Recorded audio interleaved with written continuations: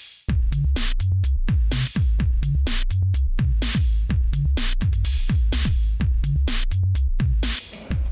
we're here today with DataStax's Tim Berglund. Tim, thanks for joining us. Oh, you bet. Good to be here. Tim, you're a recent recruit to DataStax. You've come over from GitHub. Can you tell us what inspired your move? Absolutely.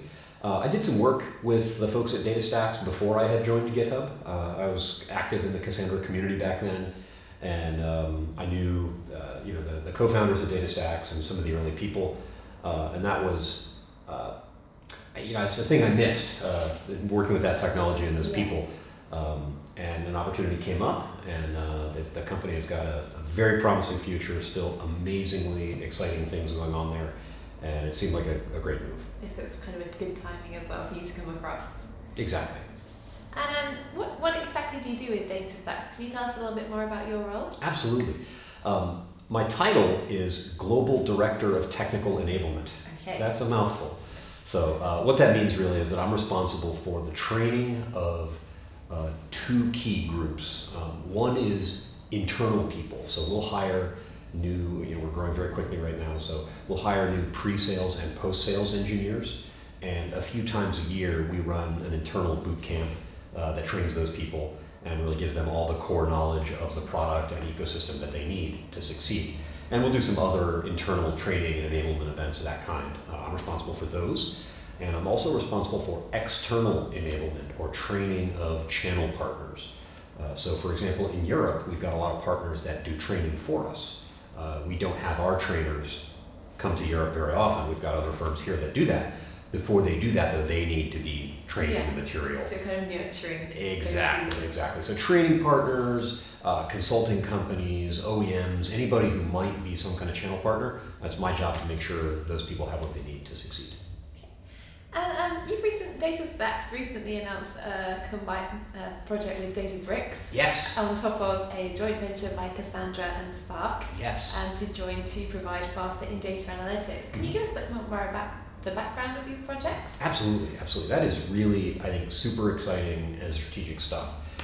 The world is changing when it comes to analytics. I think we had, maybe as much as a couple of decades of stasis there as conventional sort of legacy data warehouse theory really solidified. And things were changing in the margins, but that world, you could kind of know it, and it was a constant thing. Then Hadoop happened and upended all that, And I think what the world is saying right now is that Hadoop still has an obvious and strong role. I mean, it's the 800-pound gorilla. It's been around for a while. Not going anywhere, yeah. But I think there are parts of the analytics world that are starting to see that as more like the legacy data warehouse stuff than not like it. There's still a lot of fixed overhead involved in a Hadoop query. You're not going to have a Hadoop system give you real-time clickable exploration of some ad hoc data set. That's just not how it works. Yeah. You still have to know a lot about the questions you're asking and build that into your analytics system.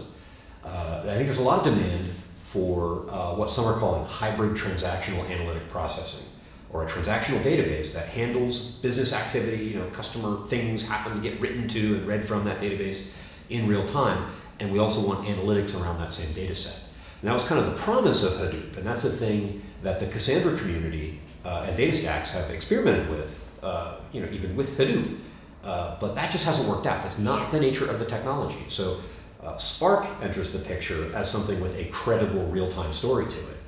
And so this, I think, the way you should think of this in terms of strategic direction is an actual real-time analytics platform over your transactional data. Okay. So truly a zero ETL solution. Okay. And how long has this been in the works? This is something that's happened quite recently. It's been announced recently. It's been in the works for a little bit longer than that. Kind of things behind the scenes, actual code getting written to make this work. And I'm presuming there was a lot of experimentation about what would be the kind of who was the one to initiate this? Was that from the side of? Actually, I don't know. Right. Being new at DataStax, this stuff coming into this. Right. I don't know who called who first, but certainly the collaboration has been in the works for a little bit. And finally, some people have kind of been a little bit skeptical of this collaboration. Obviously, there's a lot of players on the scene. It's kind of an increasingly crowded market. Like I think, there's lots of marketing people getting involved as well, I guess. Right. And scale-out software, for example, have been quite critical of Cassandra and Spark's ability to enable that true real-time performance. How would you counter that? I mean, that's going to break down along, I was with detailed technical considerations, and the discussion is kind of just getting started, right? I mean, we haven't had, DataStax hasn't even had our first release of our commercial product that has that integration. And the open source Cassandra and open source Spark stuff is really just getting off the ground.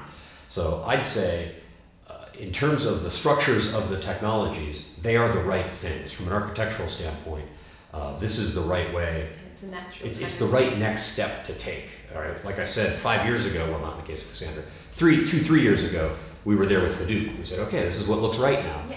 And it turns out that it wasn't quite right, just because of the way Hadoop is put together. This looks to me like the obvious right next step. We'll have to see. You know, I think a year from now, we'll have some deployments, we'll have some answers. And obviously there are, you know, vendors with competing products and people with competing interests who will want to cast a little bit of FUD on this sort of solution. I think it looks like the obvious right thing to do, and the proof will end up being, or as we say, the proof of the pudding will be in the eating. And we're looking forward to doing that in the near future. I look forward to seeing what happens in the near future. All right. Thank you very much for talking to us today, Tim. And thank you, Lucy.